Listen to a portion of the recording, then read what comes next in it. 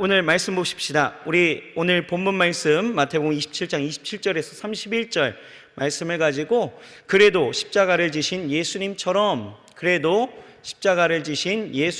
이런 말씀의 점을 가지고 함께 은혜를 나누겠습니다. 우리 회장님이 강구해 주신 것처럼 지금은 우리 사순절을 지금 보내고 있습니다. 사순절이 뭐예요? 부활주의를 전후로 해서 40일 동안을 의미하게 되어지는데, 이때에는 예수 그리스도의 십자가를 통한 구원과 사랑, 섬김과 희생 그리고 헌신을 묵상하면서 금식과 또 절제로 그 고난에 동참하는 절기입니다. 그래서 저는 오늘부터 3주간 이 예수님이 지신 이 십자가를 우리가 함께 묵상하면서 이 하나님의 말씀을 함께 나누고자 합니다. 자, 여러분, 십자가, 교회의 상징 이렇게 이야기하죠. 십자가가 무엇입니까? 사실 이 십자가는 죄인을 처형하는 형벌의 도구였고, 인간을 가장 고통스럽게 죽이는 죽음의 절정체였습니다. 그래서 예수님 당시 이 십자가는 누구도 지고 싶지 않았고 또 가까이 하고 싶지도 않는 경멸의 대상이었다라는 거예요. 하지만 죄 없으신 예수님이 십자가를 지심으로 이것이 온 인류의 대속의 사역이 되어 그의 죽으심과 부활하심이 이 죄의 저주를 끊어버렸고 또 우리에게 영원한 생명과 구원을 그 안에 나타냈기에 이 십자가는 더 이상 형벌과 저주가 아닌 영광과 하나님의 은혜, 하나님의 능력으로 우리에게 보여주고 있습니다. 그래서 예수님께서는 이 십자가에 대해서 우리에게 뭐라고 말씀하시느냐? 마태복음 16장 24절을 보면 우리에게 명령하시는 바가 하나 있습니다. 무엇일까? 같이 한번 읽어봅시다. 시작. 누구든지 나를 따라오려거든 자기를 부인하고 자기 십자가를 지고 나를 따를 것이니라. 십자가를 지래요. 자, 누가복음 14장 27절입니다. 같이 한번 읽어볼까요? 누구든지 자기 십자가를 지고 나를 따르지 않는 자도 능히 내 제자가 되지 못하리라. 결국은 뭡니까? 십자가를 져야 된다라는 거예요. 주가 구원을 베푸신 이 사명의 길로 가는 자들, 또 예수 그리스도를 따르길 원하고 또 그의 삶을 통해서 그의 삶을, 예수 그리스도의 그 삶을 내 삶에 구현해내기를 원하는 자들은 다 뭐하래요? 십자가를 져야 된다라는 거예요. 우리 저와 옆 사람에게 십자가를 지세요라고 인사하십시다. 여러분, 이게 굉장히 좀 안 좋게 들릴 수 있죠. 십자가를 지세요, 너 형벌 받아라, 이런 뜻이 절대 아닙니다. 십자가를 지셔야 된다라는 거예요. 하나님의 영광 가운데 우리는 살아가야 된다라는 거예요. 그런데 우리가 오해하는 것이 이 십자가라고 했더니 이 십자가 그냥 자기를 힘들게 하거나 어렵게 하는 상황이나 어떤 사람들이 십자가라고 생각하는 부분들이 있다라는 거예요. 제가 들었던 가장 황당했던 십자가가 뭔지 아십니까? 어떤 청년이 저에게 와서 이야기하더라고요. 저에게 십자가는요, 목사님, 술 중독에 빠져서 이 가정을 파탄내려 하는 이 아버지가 저에게는 십자가입니다, 이렇게 이야기하더라고요. 또 어떤 이는 이 장애우가 있는 그 가정에 돌봄이 필요한 이 장애우가 그 가정이 십자가라고 이야기하는 것도 들어봤어요. 또 늘 타박하는 직장 상사가 십자가래요. 심지어는 잔소리하는 여자친구, 남자친구, 또 아내나 남편이 십자가라고 이야기하는 것도 들어봤습니다. 그런데 우리가 오해해서는 안 되는 것이, 여러분, 십자가는 내가 그 사람을 통해 고통을 느낀다고 해서 사람이 십자가가 되어지지는 않는다라는 거예요. 정확하게 그런 십자가는 없습니다. 그럼 우리가 져야 될 그 십자가는 무엇일까? 첫째는요, 그것은 우리가 예수 그리스도를 따름으로 생겨나는 온갖 고난을 의미하는 거죠. 예수 그리스도를 따름으로 내게 나타나는 일들. 또 둘째는 그러한 상황 속에서 주님께서 무슨 말씀을 하시든지 그대로 순종하는 것이 십자가입니다. 그러니까 하나님이 주신 사명, 그 사명을 위해서 살면서 나타나는 고난과 그 사명을 감당하기까지 흔들리고 포기할 법한 그 상황 속에서도 여전히 순종하는 그것이 십자가라는 거예요. 오늘 성경을 보세요. 예수님이 그러셨습니다. 예수님을 보면 예수님은 모든 이들에게 환영받지 못했습니다.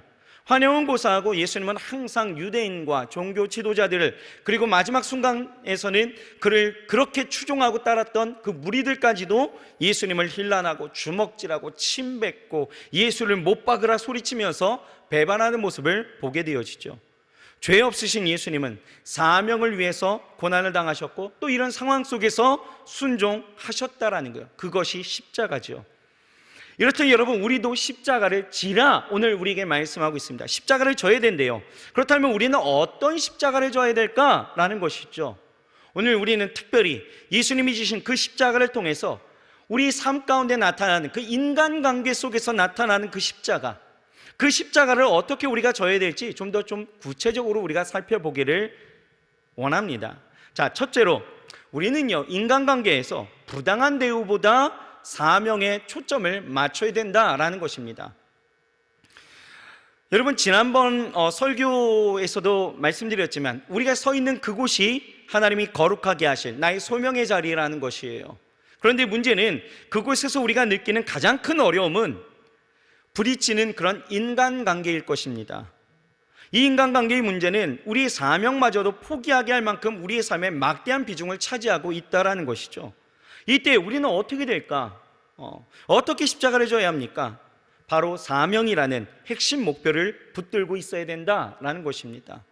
마태복음 27장 26절을 우리가 한번 볼까요? 오늘 본문 바로 앞절인데요, 이렇게 말씀하고 있어요. 이에 바라바는 저희에게 놓아주고 예수는 채찍질하고 십자가에 못 박히게 넘겨주니라. 자, 보세요. 예수님은 지금 부당하게 권력자와 그 하수인들에 의해서 육체적인 학대를 당하게 되어집니다. 채찍질과 폭행이라는 가혹행위를 당하게 되어지죠. 당시 십자가 처형을 위한 이 예비적인 첫 번째 형벌이 바로 잔인한 채찍질입니다. 로마 군병들의 이 채찍은요, 잔인했습니다. 이 채찍은 그냥 단순히 회초리를 이야기하는 것이 아니에요. 가죽으로 되어 있습니다. 긴 가죽 채찍 끝에는 날카로운 뼈, 그리고 납덩이, 이런 것들이 붙어 있는 거예요. 그래서 한번 몸에 감기면 이게 살점이 뜯어나가는 그런 아픔이 있게 되어지는 거죠. 죄인으로 붙잡혀온 사람은요, 우선 옷을 벗기게 되어져요. 그리고 손은 결박하여서 등을 구부리게 되어지고 채찍질 당하기 아주 딱 좋은 자세로 기둥에 묶이게 되어집니다. 그리고 힘껏 채찍을 가하게 되어지죠. 그러면 죄수의 등에 바둑밭처럼 살갗이 찢겨나가고 피가 흐르게 되어집니다. 어떤 이는요, 이런 채찍에 맞게 되어지면 기절하거나 거의 미쳐버리는 상태까지 가게 된다라고 이야기하는데, 여러분, 예수님은요, 그렇게 부당한 권력과 그 하수인들에 의해서 부당한 대우를 받았다라는 거예요. 폭력적인 형벌을 받았다라는 거예요. 요즘 말로 하면은 반인권적인 대우를 받았다라는 거죠.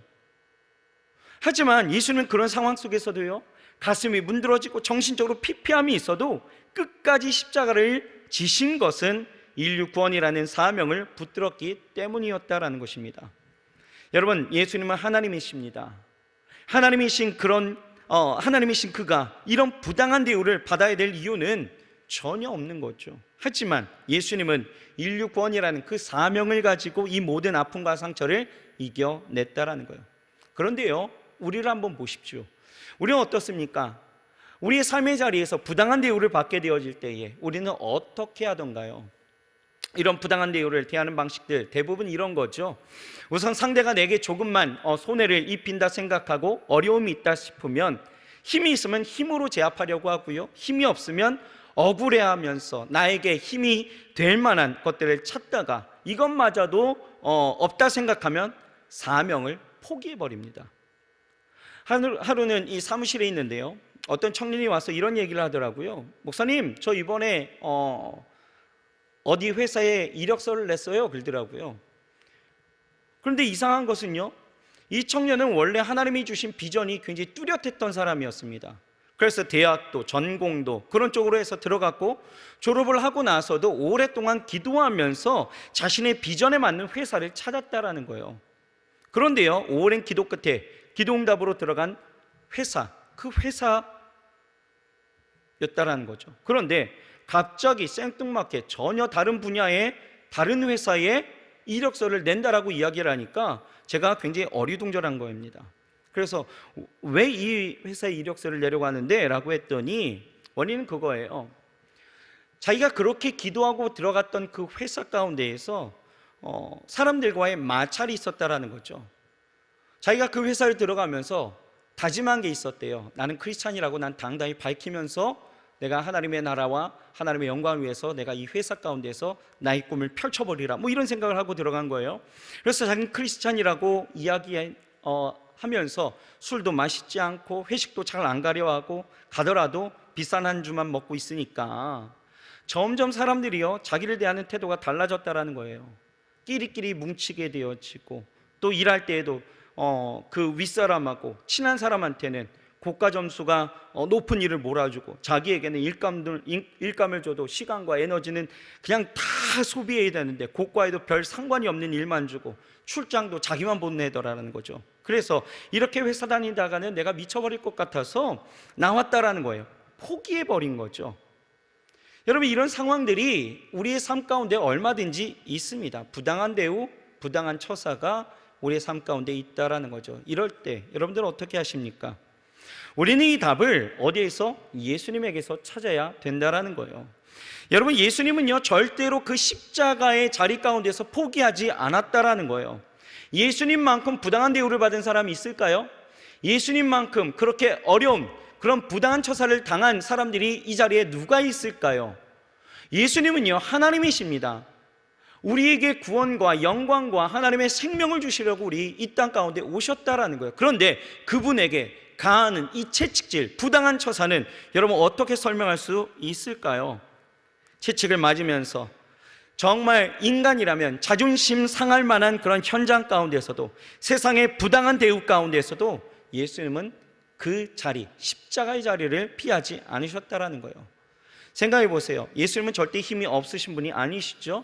전능하신 능력을 갖고 계신 분이에요.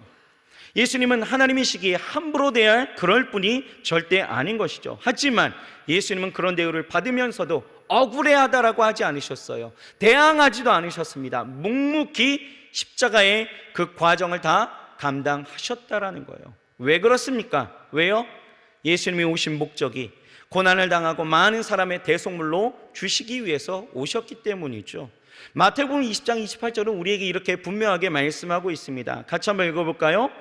인자가 온 것은 도리어 자기 목숨을 대속물로 주려 함이니라.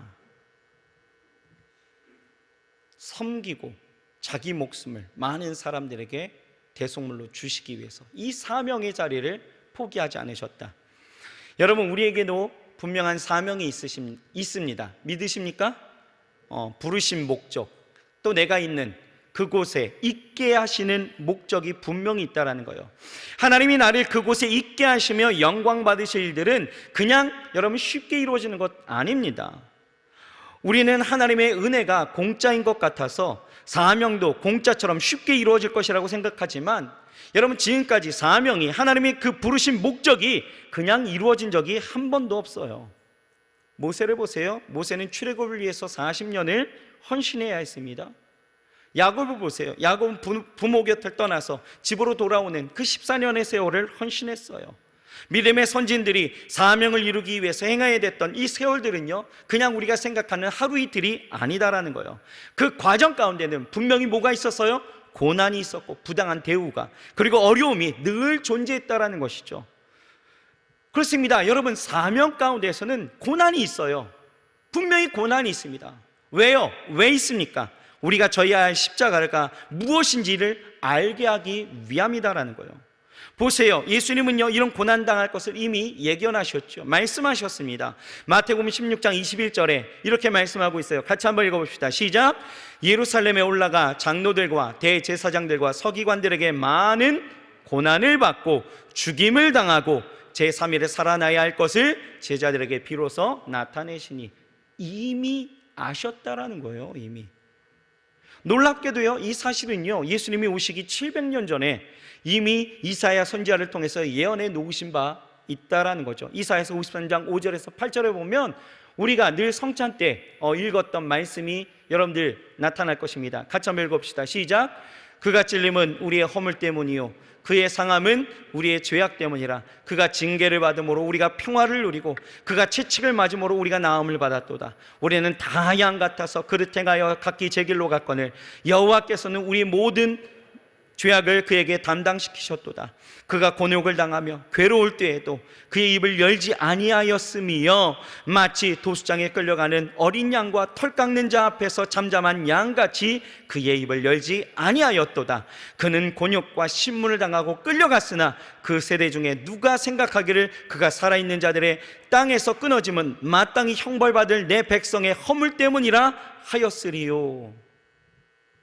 여러분, 우리에게 주신 사명, 그것이 캠퍼스에서, 직장에서, 또 부르심을 입은 그 어떤 곳에서든지 하나님이 나를 보내신 사명과 내가 그곳에서 하나님의 영광을 위해서 나아가는 곳이라면, 여러분, 예수님이 당하신 이 고난만큼이나 부당한 대우가 내게 있다 할지라도 그것으로 여러분 충돌하거나 그것으로 아파하지 마시고요, 내게 주신 사명이라는 것, 그곳에 있게 하시면서 내게 허락하실, 내게 이루실 그 사명이 무엇인지를 먼저 깨닫고 그 사명의 그 대의적 명분을 가지고 여러분 우리는 극복해 나아가야 된다는 것입니다. 여러분, 모세를 보세요. 백성들과 얼마나 많이 충돌했습니까? 40년의 세월 동안 얼마나 많이 싸웠겠어요, 그렇죠? 자신을 죽이려까지도 했습니다. 자신을 원망하죠. 뭐가 없으면, 뭐가 없다, 물이 없다, 고기가 없다, 힘들다, 죽겠다, 계속 죽겠다 하면서 원망하지 않습니까? 심지어는 가족들도, 누이와 형들까지도 이 모세를 비난하는 거예요. 비난합니다. 이럴 때에 모세는요, 이 사명을 포기하지 않았다라는 거예요. 그 자리를 이탈하지 않았습니다. 그는 그 사명을 바라보면서 묵묵히 그 삶 가운데 하나님이 이루실 일들을 바라보면서 걸어 나아갔다라는 거예요. 사람이 문제가 아니에요. 그 안에서 사명이 내가 무엇인지를 깨닫고 그 사명대로 사는 삶이 중요하다라는 것이죠. 인간관계 가운데서 나타나는 부당한 대우까지도 여러분 내 사명이 무엇인지를 깨닫게 되어진다면 어려워도 할 수 있어요. 여러분, 공부를 하다가 포기하는 이유가 무엇입니까? 반수하다가 포기해버리고 또 공부하다가 이건 내 진로가 아니야 하고 포기해버리는 이유가 무엇입니까? 그 안에서 하나님의 사명을 발견하지 못하는 거죠. 하나님이 왜 나를 이 학교로 보내셨고 왜 이 공부를 하게 하셨고 왜 이것을 하게 하셨는지에 대한 그 사명을 내가 찾지 못하고 비전을 내가 발견하지 못하니까 그냥 어렵기만 한 거예요. 그냥 공부가 어렵기도 하고 사람을 대하는 것도 어렵기도 하고 그냥 내가 하려고 하는 이 모든 것들에 대해서 부당하게만 생각하게 되어지니 그냥 포기해버리는 거예요. 여러분, 먼저는 내게 주신 내 삶의 자리 가운데서 하나님이 내게 주신 사명이 무엇인지를 여러분 바로 깨달으십시오. 그리고 그 사명을 붙잡고 있다라면 어떤 부당한 대우나 고난과 어려움이 있다 할지라도 여러분 이겨내야 된다라는 거예요. 사명은 고난을 이깁니다. 믿으십니까? 사명은 고난을 이기는 거예요. 여러분, 다윗을 보세요. 다윗은 사울에게서 악신이 떠나가게 하고 나라를 불안케 한 이 골리앗을 무찔렀지만 여러분, 자신을 괴롭히는 사울을 어떻게 했어요? 원수로 생각하지 않습니다. 그 부당한 대우 가운데서도 이 사울을 죽이지 않습니다. 하나님이 부어주신 왕의 사명을 포기하지도 않았다라는 거예요. 수년을 쫓겨나가는 그런 상황이었지만 그 어려움 가운데에서 그는 늘 하나님과 동행하며 하나님이 주신 사명을 발견하고 그 사명대로 살아갔다라는 것 기억해야 합니다. 여러분, 느헤미야를 보세요. 느헤미야도 모두가 그를 응원한 것 아니에요. 그를 다 지원해 준 것 아니죠. 귀족들은요 오히려 반대합니다. 힘 있는 사람들이요 지지해 주지도 않아요.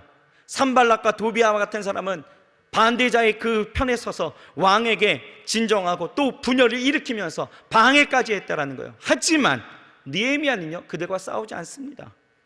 오히려 성전 재건의 그 사명을 붙들고 하루하루를 하나님 앞에 나아갔다라는 것 여러분 우리는 기억해야 합니다. 어떤 부당한 대우가 있으십니까? 부당한 이 대우 가운데서 부당하다라고만 여기지 마시고 내 사명이 무엇인지를 먼저 깨닫고 나아갈 수 있는 저와 여러분들이 되어야 할 줄 믿습니다. 인간관계의 십자가에서 승리하려면 여러분 어떤 경우도 하나님이 주신 사명을 붙들어야 됩니다. 그러므로 여러분 인간관계 가운데서 충돌이 있고 또 관계 속에서 부당한 대우를 받을 때에 내가 당한 상처와 아픔에 집중하기보다는 우리는 사명에 집중하면서 나아가야 될 줄 믿습니다. 아멘이신가요? 네, 아멘. 우리가 사명에 집중하면 인간관계 가운데서 오는 이러한 아픔과 상처, 고통과 힘듦, 사명, 이 모든 것들은 다 사명 앞에 녹아지고 씻겨지고 해결되어질 수 있는 거예요. 그러므로 우리는 이 십자가를 져야 될 줄 믿습니다. 둘째는요, 우리 인간관계 가운데에서 사람보다 문제 해결에 초점을 맞춰야 된다라는 것입니다. 예수님은요, 로마의 권력자와 하수인들에게 심각한 정신적인 학대를 당했습니다. 계속적이고 지속적인 희롱을 당하는 거예요. 27절을 한번 볼까요? 27절 같이 한번 읽읍시다. 시작.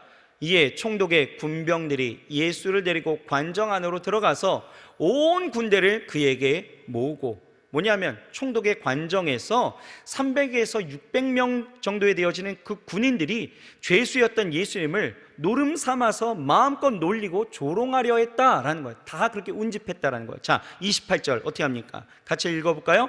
그의 옷을 벗기고 홍포를 입히며, 여러분, 예수님의 옷을 벗겼다라는 거예요.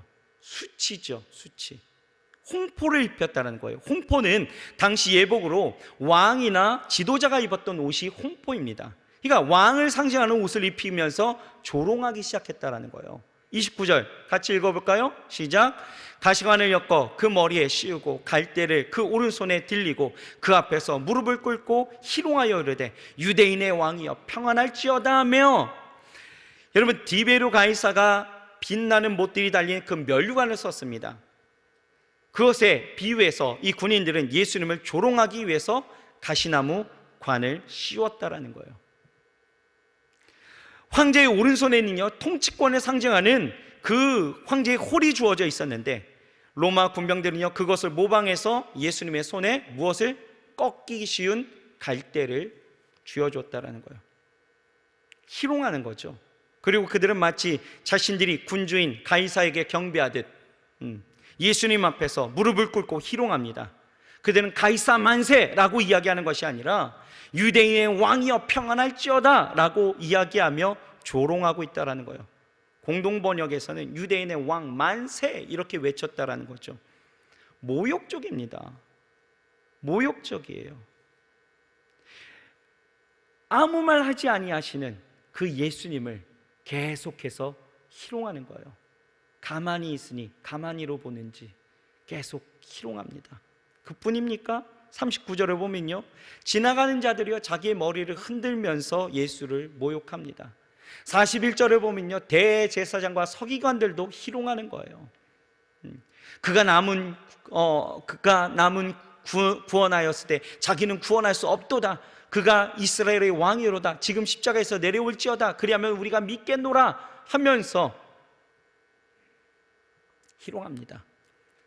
심지어는 44절에 함께 달린 이 강도들도 예수님을 욕하였다라고 성경은 기록하고 있고요, 지나가는 사람들도 성전을 열고 사흘에 짓는 자여 네가 만일 하나님의 아들이거든 자기를 구원하고 십자가에서 내려와 봐라 외치는 거죠. 이 상황만 보면 여러분 어떻습니까? 절망 아닙니까? 자존심이 뭉개지는 거예요. 인격이 땅에 박혀버리는 거죠.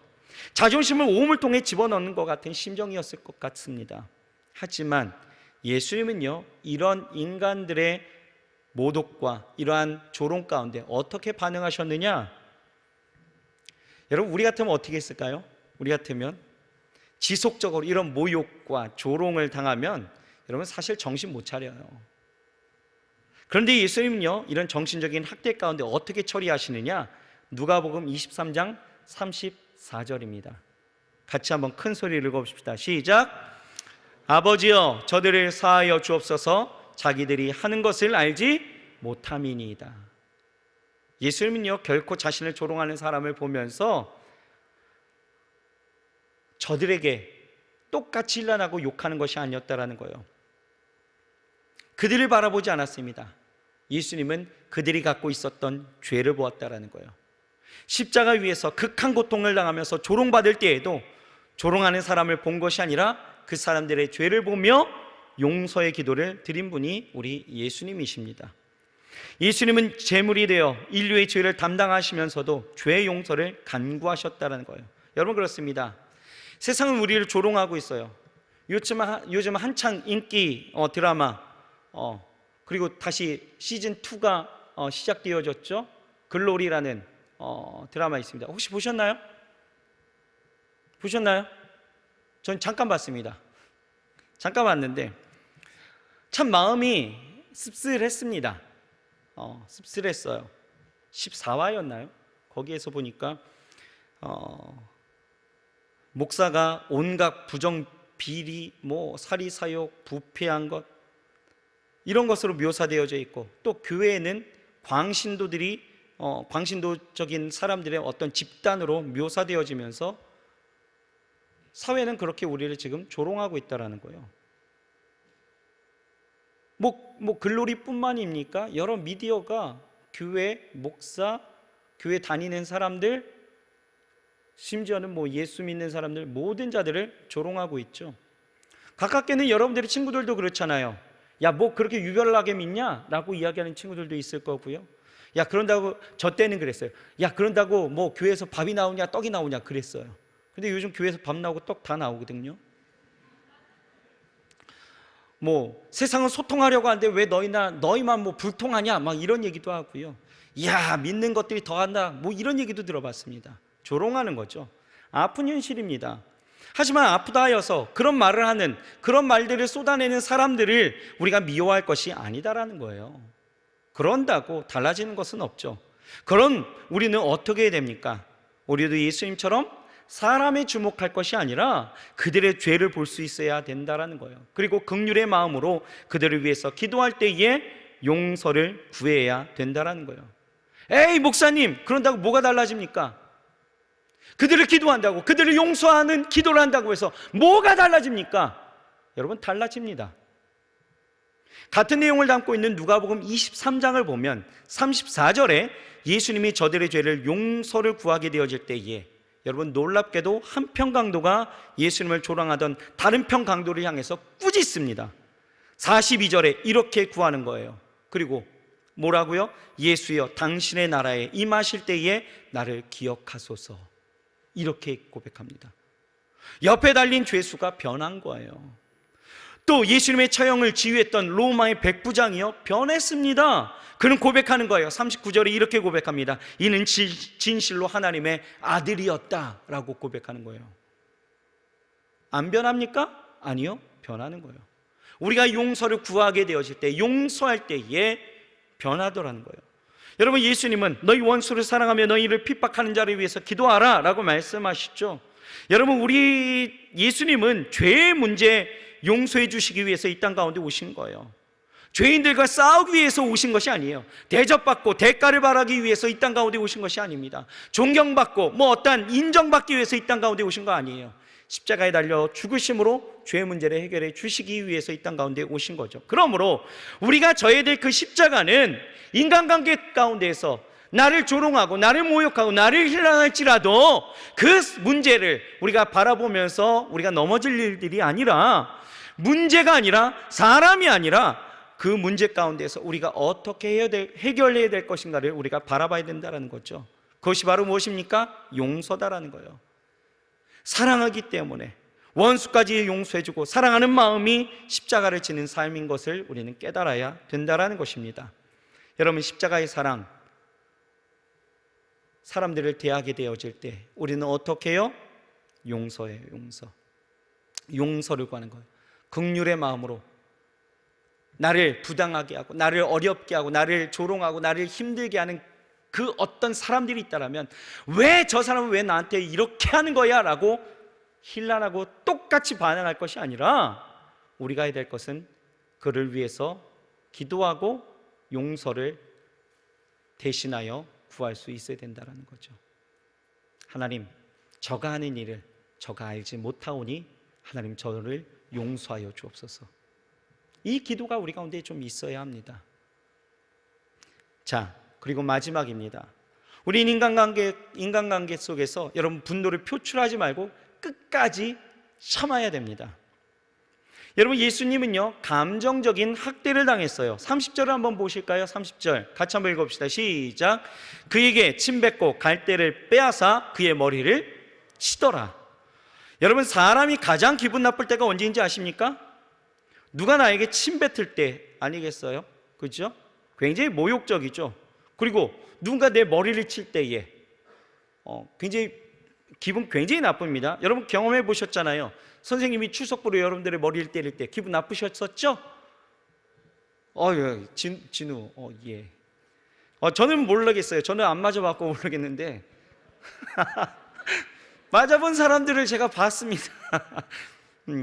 아무튼 또 지나가는데 괜히 그냥 머리 툭 치면은 여러분 이거 굉장히 기분 나쁘잖아요. 그죠? 기분이 상하는 것입니다. 누가 나한테 침 뱉는다면 여러분 이거 굉장히 모욕적이죠. 물론 여러분 마사이 부족은요 얼굴에 침 뱉는 것이 인사래요. 자, 지금부터 옆 사람을 바라보면서 안 됩니다. 우리는 마사이 부족이 아닙니다. 예. 우리가 그거 할 것은 아니고요. 그냥 보라는 거였어요. 예. 침 뱉는 것이 인사래요. 그런데 이 어떤 문화적인 특이한 인사법 말고 침 뱉는다라는 것은 굉장히 기분 나쁜 거예요. 그런데 지금 로마 군병들이 뭐 하고 있어요? 예수님의 얼굴에 침을 뱉은 거예요. 그 손에 들고 있었던 갈대를 빼앗아서 머리를 치는 거예요. 여러분 이게 아파서가 문제가 아니죠. 기분 되게 나쁠 거 아니에요. 그죠? 그걸 갖고 머리 치는 거예요. 로마의 군병들은 왕에 대한 충성의 표로 입 맞추는 대신에 가장 모욕적인 행동으로 예수님께 침을 뱉은 거예요. 왕을 위해서 목숨 바쳐 싸우는 대신에 갈대를 가지고 예수님의 머리를 친 거예요. 예수님이 쓰신 가시관, 그것에 머리를 치며 모욕적인 행동을 했다라는 것이죠. 감정을 자극했다라는 거예요. 그러나 예수님은요 끝까지 감정을 표출하지 않으시고 참으셨다라는 거예요. 얼마든지 그들을 다 징벌하실 수가 있으신 분이십니다. 그런데 예수님은요 놀랍게도 분노하지 않으셨다라는 거예요. 오늘 읽어봤던 우리 성경에 뭐라고 해요? 입을 다물고 계셨다라는 거죠. 십자가에서 구원 사역을 다 이룰 때까지 모든 수모와 모멸감을 끝까지 참고 계셨다라는 거예요. 이 사실에 대해서 히브리서는요 이렇게 기록하고 있습니다. 12장 2절 말씀이에요. 같이 한번 읽어볼까요? 시작. 믿음의 주요 또 온전케 하시는 이인 예수를 바라보자. 그는 그 앞에 있는 기쁨을 위하여 십자가를 참으사 부끄러움을 개의치 아니하시더니 하나님 보좌 우편에 앉으셨느니라. 이 사명을 위해서 그 기쁨을 위해서 개의치 않으셨다라는 거예요. 이 사명의 완수가 얼마나 큰 일인지 그것을 위해서라면 이것 정도야 라고 하시는 것이죠. 여러분 반에서 여러분 베드로를 보십시오. 베드로는요 감정을 통제하지 못했죠. 예수님을 잡으러 온 그 말고의 길을 베어버렸습니다. 이때에 예수님 뭐라고 이야기하십니까? 누가복음 22장 51절에 이렇게 말씀하시는 거예요. 예수께서 일러 가라사대 이것까지 참으라 하시고 그 귀를 만져 낫게 하시니라. 이것까지 참으라. 여러분 예수님은요 우리에게 뭐라고 말씀하시냐? 세상이 너에게 멸시하고 너희에게 어떠한 어려움을 준다 할지라도 너희는 뭐 해야 된다고요? 참아야 된대요. 참아야 된대요. 그냥 버럭 화를 내고 고함 친다고 문제가 해결되어지는 것이 아니다라는 거죠. 이 사실을 나중에 뼈저리게 느꼈던 이 베드로는요 그 말이 바뀌게 되어집니다. 로마서 베드로전서 2장 20절에 이렇게 말씀하고 있어요. 죄가 있어 매를 맞고 참으면 무슨 칭찬이 있으리요? 그러나 선을 행함으로 고난을 받고 참으면 이는 하나님 앞에 아름다우니라. 하나님의 사명을 위해서 참으면 뭐가 있다고요? 하나님 앞에 아름다움이 있다. 이해가 되십니까? 여러분 우리가 짊어져야 될 십자가는 끝까지 참는 것이다 라는 거예요. 옆 사람에게 참으세요. 시작. 자, 참으세요. 참으세요. 여러분 감정이 충돌되면 아무것도 할 수가 없죠. 그런데요 여러분 참는다라는 것이 그렇게 쉬운 일은 아닙니다. 그렇죠? 굉장히 힘듭니다. 어떤 사람은 왜 목사님 맨날 그렇게 예수 믿는 사람들 다 참아야 된대요? 이렇게 얘기하더라고요. 왜 참아야 돼요? 참는 거 너무 힘들어요. 너무 불합리하잖아요. 왜 예수 믿는 사람들만 다 참아야 되는데요? 이렇게 이야기하는 거예요. 견디고 힘들다라는 거죠. 그런데 여러분, 참는다 생각하면 힘들지만 이렇게 바꿔 생각하시는 거예요. 참아준다. 참아준다. 여러분, 지는 것과 져주는 것은 다른 거예요. 그렇죠? 지는 것은 무엇입니까? 내가 능력이 없어서 나타나는 현상이죠. 하지만 져주는 것은 무엇입니까? 내게 능력이 얼마든지 있지만, 제압할 수 있지만 나의 아량으로 펼치는 배품이 져주는 거죠. 얼마 전 저희 아들하고 팔씨름을 했습니다. 지금까지 제가 다 이겼어요. 저는 저희 아들을 혹독하게 키웁니다. 절대 져주지 않습니다. 맨날 이기는 거예요. 어렸을 때부터 그랬습니다. 절대 지지 않았습니다. 팍! 팍! 혹독하죠? 근데 전 참 사랑이 많은 사람이에요. 그런데 지난주인가 아들하고 이제 팔씨름을 하는데 제가 이겼어요. 또 그런데 왠지 기분이 찜찜한 거 있죠. 아들이, 제가 이기긴 했는데 제가 힘을 썼거든요. 근데 이긴 것 같은데 괜히 진 것 같은 기분이 드는 거예요. 저는 아들의 얼굴을 못 봤습니다. 그런데 아내가 아들의 얼굴을 보고 있었나 봐요. 아들이 예전에는요, 힘쓰느라 얼굴이 시뻘개졌는데 지금은 아내가 싱긋 웃고 있다라는 거예요. 여러분, 세월이 참 무섭습니다. 이런 시기가 됐어요. 아무튼 여러분, 참아주는 것 우리는 얼마든지 할 수 있습니다. 왜요? 여러분들 얼마든지 참아줄 수 있는 사람들이에요. 왜요? 왜? 고린도후서 6장을 한번 보십시다. 고린도후서 6장을 보면 성도로서의 삶이 무엇인지를 우리에게 분명하게 말씀하고 있는데요, 4절부터 10절까지 말씀이에요. 잘 읽어보십시오. 같이 한번 읽어봅시다. 시작. 오직 모든 일에 하나님의 일꾼으로 자천하여 많이 견디는 것과 환난과 궁핍과 곤란과 매맞음과 갇힘과 요란한 것과 수고로움과 자지 못함과 먹지 못함과 깨끗함과 지식과 오래 참음과 자비함과 성령의 감화와 거짓이 없는 사랑과 진리의 말씀과 하나님의 능력 안에 있어 의의 병기로 좌우하고 영광과 욕됨으로 말미암아 악한 이름과 아름다운 이름으로 말미암아 속이는 자와 같으나 참되고, 여기부터 중요해요. 시작. 무명한 자와 같으나 유명한 자요, 죽은 자 같으나 보라 우리가 살고 징계를 받은 자 같으나 죽임을 당하지 아니하고, 근심하는 자 같으나 항상 기뻐하고, 가난한 자 같으나 많은 사람을 부유하게 하고, 아무것도 없는 자 같으나 모든 것을 가진 자로다. 우리는 어떤 사람이에요? 우리가 자천하여 하나님 앞에 스스로 나아가서 그 환난과 궁핍을 당하게 되어질 때에 우리는 얼마든지 참아줄 수 있대요. 왜요?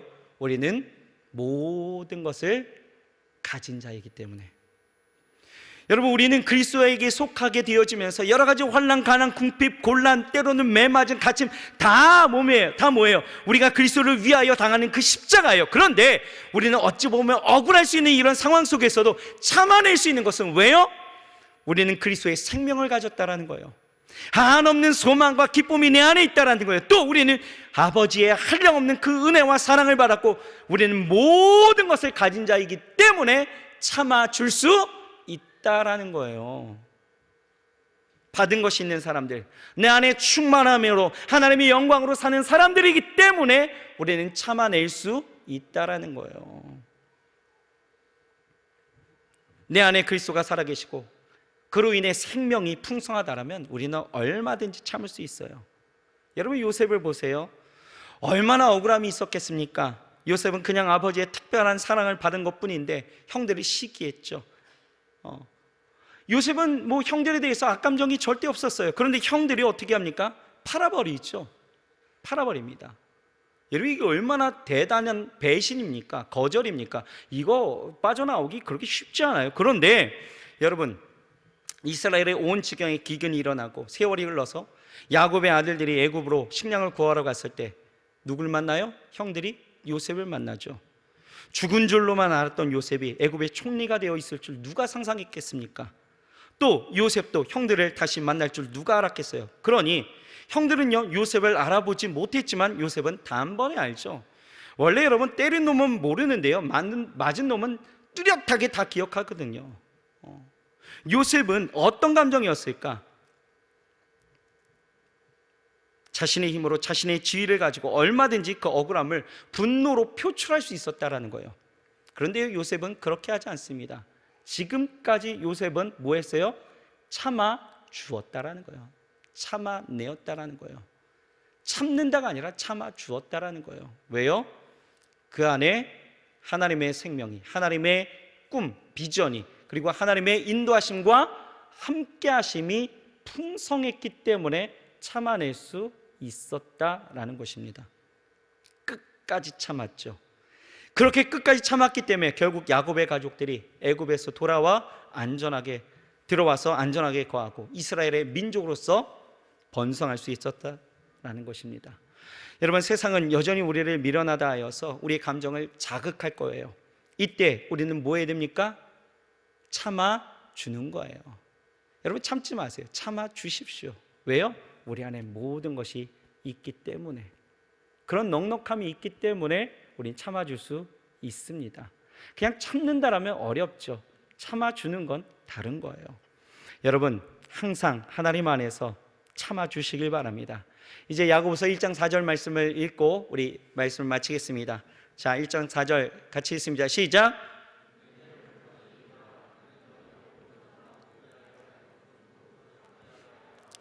여러분, 인내를 온전히 이루시길 바랍니다. 아멘이십니까? 아멘이십니까? 이는 너로 온전하고 구비하여 조금도 부족함이 없게 하나님이 일하십니다. 그러므로 여러분, 하나님이 행하실 일들을 기대하면서 참아주세요.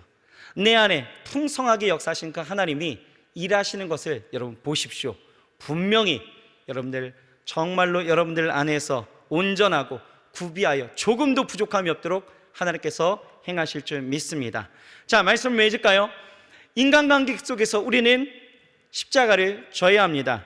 여러분, 부당한 대우보다 여러분들에게 있는 사명에 집중하십시오. 문제보다, 사람보다 여러분 문제 해결에 초점을 맞춰서 용서하십시오. 여러분, 맞대응하지 마시고 분노를 표출하지 마시고 끝까지 참아 주시길 바랍니다. 그렇게 우리가 십자가를 지게 되어질 때에 우리가 하나님의 나라를 이루고 또한 하나님의 놀라운 영광이 우리의 삶 가운데 나타나게 되어질 줄 믿습니다. 기도하시겠습니다. 하나님, 감사합니다.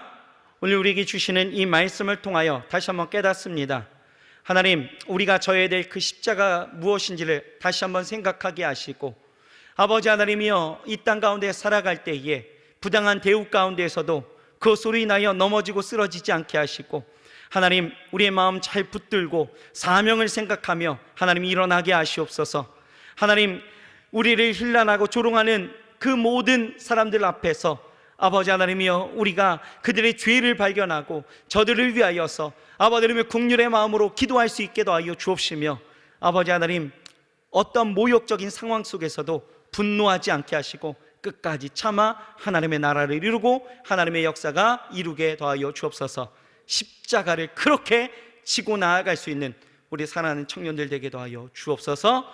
예수님의 이름으로 감사하며 간절히 기도드렸사옵나이다. 아멘.